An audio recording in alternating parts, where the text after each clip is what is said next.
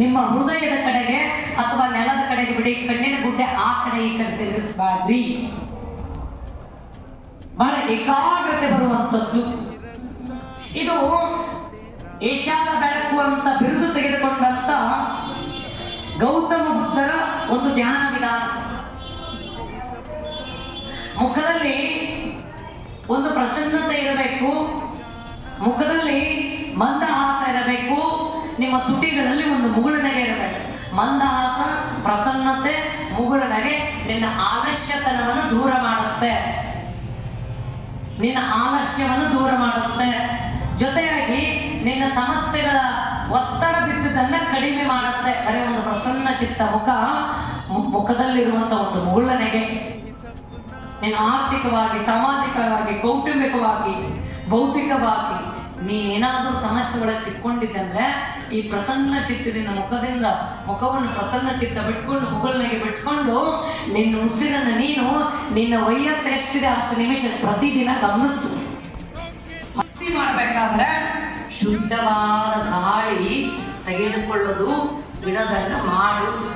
ನೋಡು ನಿನ್ನ ಮೆದುಳು ಹೆಂಗ್ ಕ್ರಿಯಾಶೀಲಾಗುತ್ತೆ. ನಿನ್ನ ಕಣ್ಣಿನ ಶಕ್ತಿ, ನಿನ್ನ ಕಿವಿಗಳ ಶಕ್ತಿ, ನಿನ್ನ ನಾಲಿಗೆ, ನಿನ್ನ ಮೂಗು, ನಿನ್ನ ಧ್ವನಿ ಪೆಟ್ಟಿಗೆ ಬಹಳ ಚಂದಾಗಿ ಕೆಲಸ ಮಾಡ್ಬೇಕಂದ್ರೆ ನೀನು ಸರಳ ರೀತಿಯಲ್ಲಿ ಉಸಿರಾಡುವುದನ್ನ ಕಲಿ. ಉಸಿರಿನಷ್ಟೇ ನೋಡು.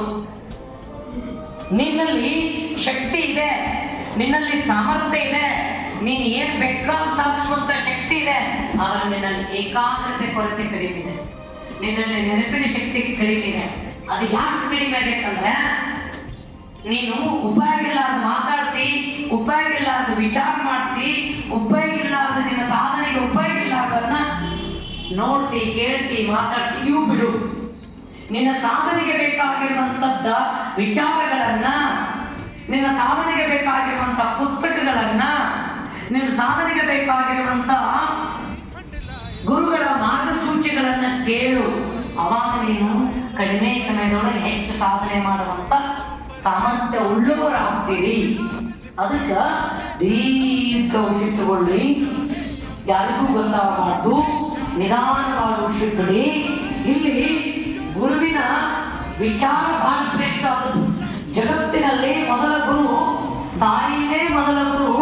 ಆ ಗುರುವಿಗೆ ತಾಯಿ ಮುಖವನ್ನು ನೋಡ್ರಿ, ತಾಯಿ ಮುಖದಲ್ಲಿರುವಂತ ಪ್ರಸನ್ನತೆ ನೋಡ್ರಿ, ತಾಯಿ ದೇಹದಲ್ಲಿರುವಂತ ಒಂದು ತಾಳ್ಮೆ ಶಕ್ತಿಯನ್ನು ನೋಡಿ. ತಾಯಿ ಅದ್ಭುತವಾಗಿರುವಂತ ಜಗತ್ತು. ತಾಯಿಯ ಮುಖವನ್ನು ನೋಡ್ತಾ ಅದೇ ಸ್ಥಿತಿಯಲ್ಲಿ ಕುತ್ಕೊಂಡು ಅಂತ ಶ್ರೇಷ್ಠ ಗುರುವಿನ ಧ್ಯಾನವನ್ನು ಮಾಡಿ